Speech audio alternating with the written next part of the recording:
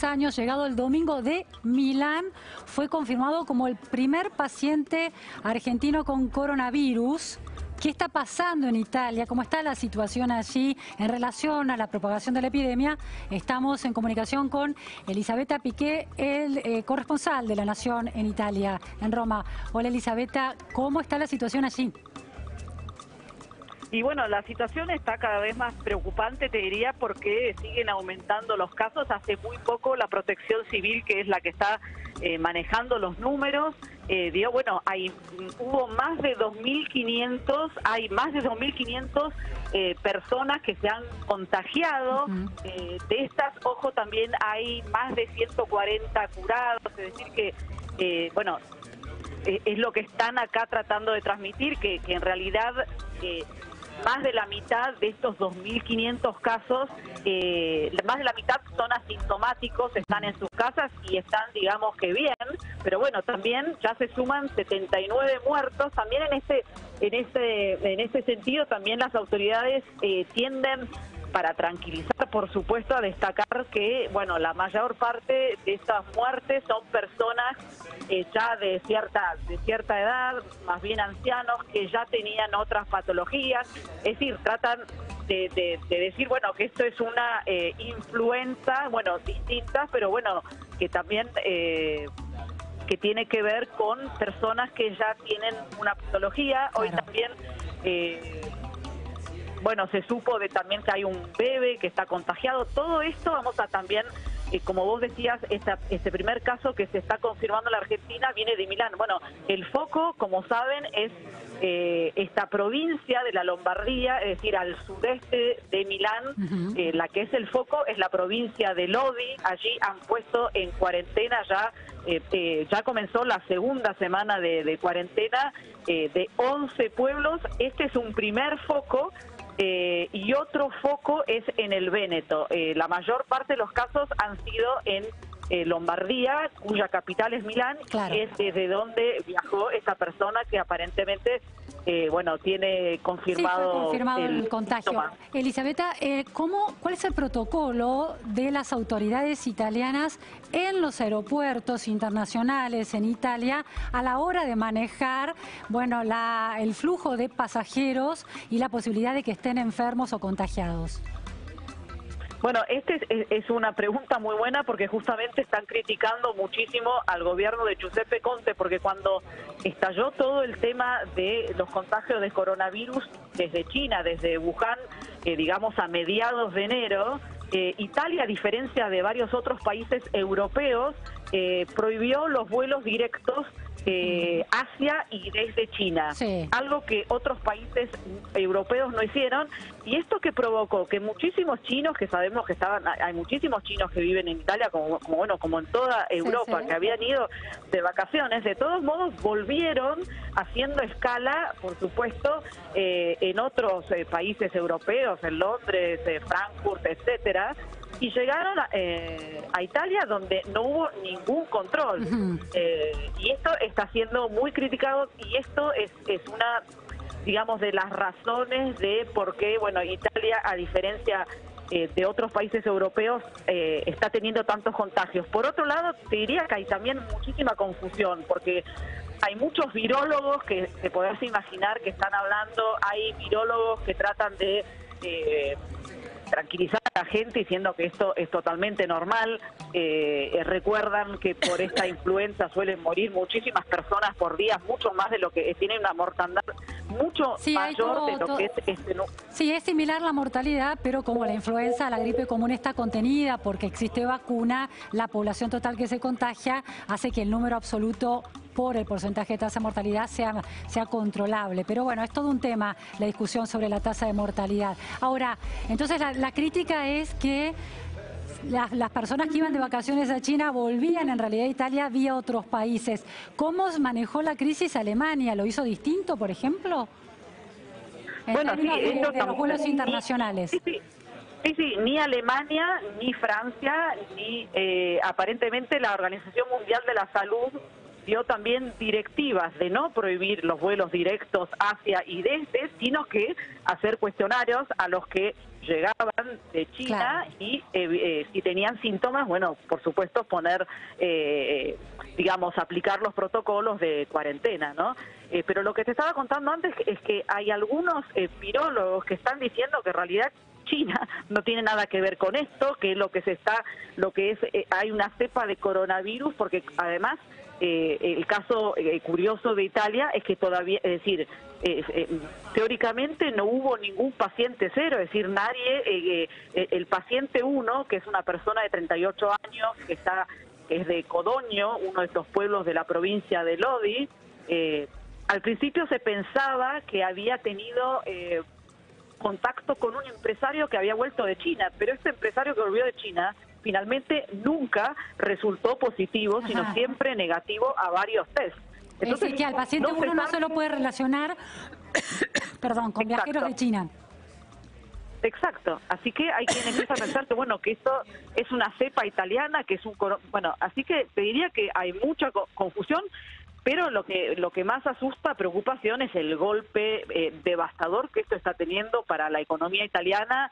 Justamente está haciendo una nota que pronto van a poder ver online de lo que es también Roma. Roma, estamos a 500 kilómetros de lo que es la zona, digamos, roja, porque se llama la zona rosa, es decir, es la zona, y es impresionante cómo ha cambiado en los últimos días la fisionomía de Roma, donde, como saben, siempre está repleta de turistas y donde no llega más nadie porque la gente tiene miedo, y este es un golpe al turismo, claro, atroz, y le cambió el aspecto a la ciudad. Ustedes saben, Roma caótica, bueno, Roma no está haciendo nada caótica, restaurantes vacíos, claro, bares vacíos, se consiguen taxis, es decir... sí, un nivel de cancelación de hotelería y de pasajes del 90%, ¿no? Según algunas cifras. Exacto, del 90%, así que es un golpe y, claro, y realmente están todos muy, muy preocupados porque bueno, Italia también vive del turismo, pero más allá de eso, lo recordábamos, el tema de la zona productiva de Italia está en el Véneto y la Lombardía, que representan, claro,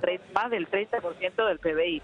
Y que te diría que hay mucha alarma. Elisabetta, en relación a las cuarentenas que se están, bueno, obligando en esas regiones tan críticas en relación a la epidemia, ¿el Estado está colaborando con las empresas para el pago de sueldos o todavía no se ha llegado, digo, de sueldos de empleados que no van a trabajar por la cuarentena, o todavía no se ha llegado a esa instancia?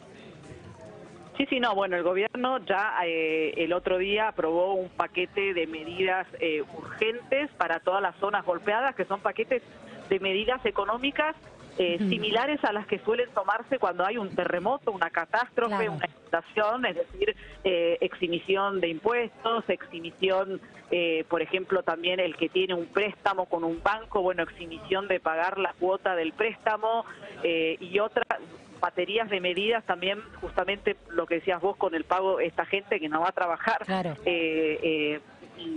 Así que sí, están aplicando, y es más, están pidiendo más, porque ahora, por supuesto, también, por ejemplo, lo que hablaba de Roma, también en Roma están pidiendo medidas especiales, porque el tema del golpe al turismo, claro, el golpe a los comercios, es enorme también aquí, más allá de los 500 kilómetros de distancia.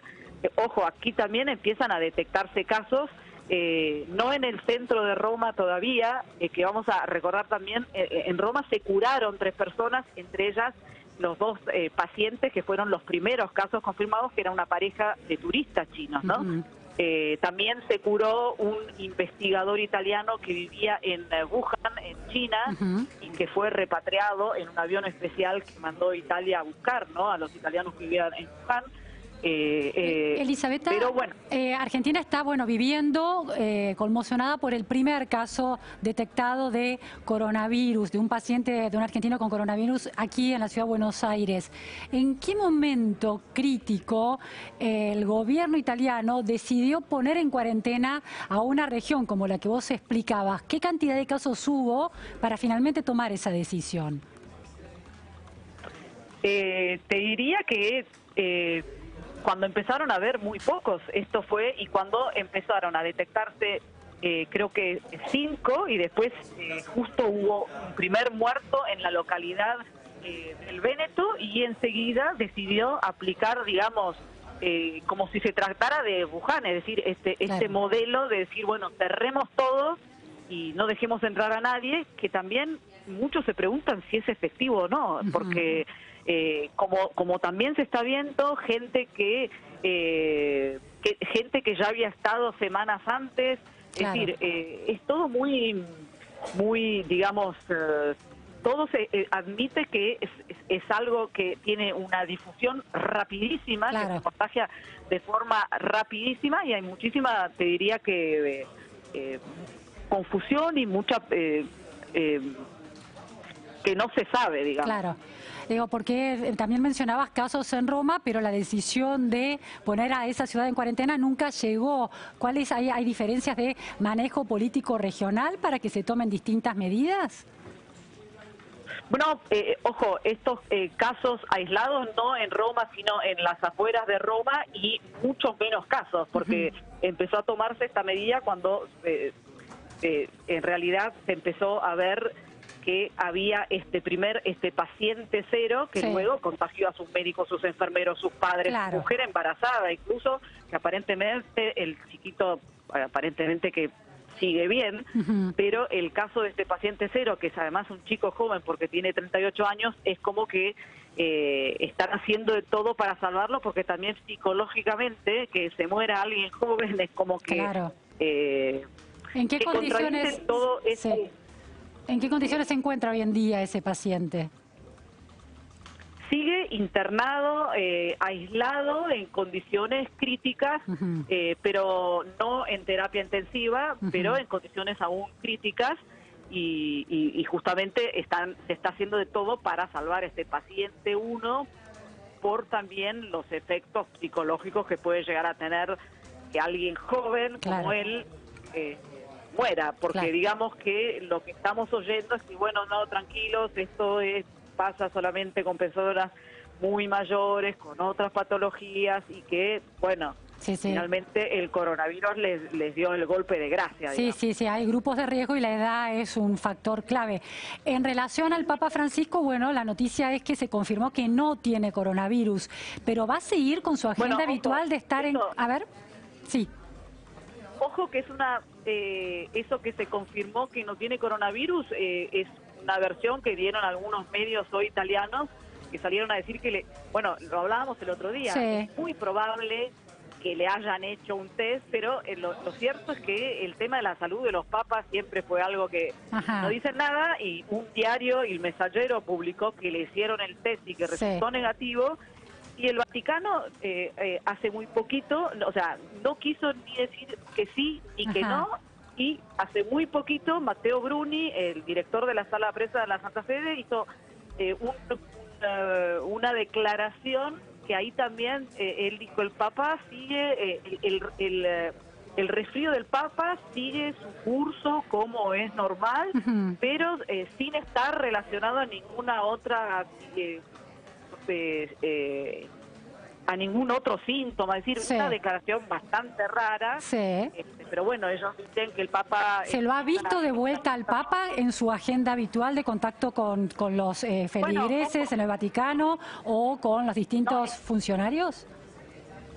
No, porque no tiene agenda habitual, porque no sé si recuerdan que este domingo tendría que haberse ido de retiro de Cuaresma junto a la curia, a las afueras, en esta casa de retiros en Aricha, en las afueras de Roma, y él mismo el domingo, que reapareció en público en el Ángelus, y la verdad se lo vio bastante bien, pero uno se pregunta si está resfriado. En la ventana del Palacio Apostólico era un día que había un viento tremendo, hacía frío, y el Papa ahí en la ventana está resfriado, y el propio Papa, el mismo Papa, por otro lado, tosió un par de veces, dijo, y él anunció, lamentablemente, por primer año, porque él también fue el que inventó lo de los retiros espirituales junto a la curia, no en el Vaticano, sino en las afueras del Vaticano, como irse todos juntos afuera, y él dijo, lamentablemente, este año voy a tener que seguir este retiro, seguiré las meditaciones desde Santa Marta porque estoy resfriado. ¿Se trata de la excusa es el resfrío o es el temor a que entre en contacto, si no está contagiado, el temor a que entre en contacto con el coronavirus, dado este contexto de epidemia en Italia? No, yo creo que no, está resfriado, además como comentábamos también el otro día, se lo vio resfriado, y hace frío y se expuso al frío el miércoles pasado en la audiencia general, el miércoles por la noche en esta celebración por las cenizas que abre la cuaresma.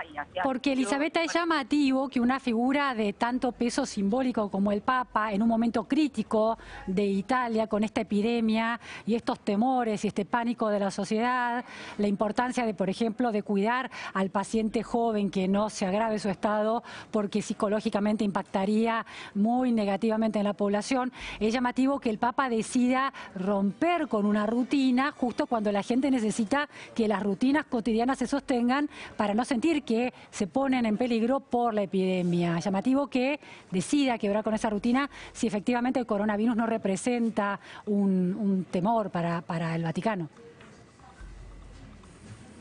Sí, bueno, el Papa yo creo que en realidad el Papa justo se refirió en un momento de gran psicosis por el coronavirus, pero en realidad no hay mayor preocupación por su estado ni porque haya podido contagiarse o no, claro. Pero el miedo a que se contagie, es decir, está pesando la decisión, no el hecho de que ella se contagiado, pero la posibilidad de que se pueda contagiar.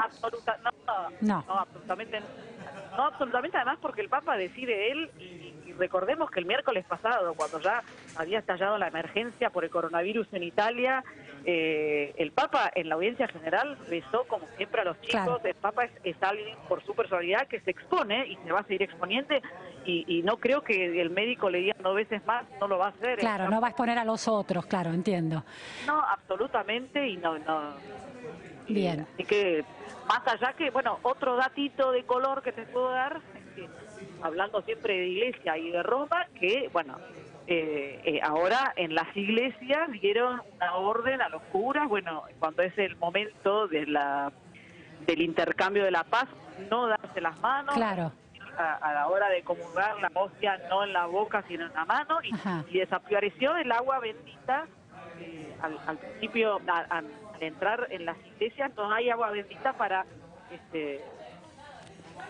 hacerse la señal de la cruz, porque también, bueno, se teme que quizás el agua, bueno, claro. Que bueno, así estamos. Bien, entonces los rituales también religiosos impactados por esta necesidad de contener la epidemia del coronavirus en Italia. Muchísimas gracias, Elisabetta Piqué, desde allí. Buenas tardes. Gracias a ustedes. Gracias. Hasta luego. Volvemos a Argentina, aterrizamos nuevamente. Política y justicia, ¿cómo marchan las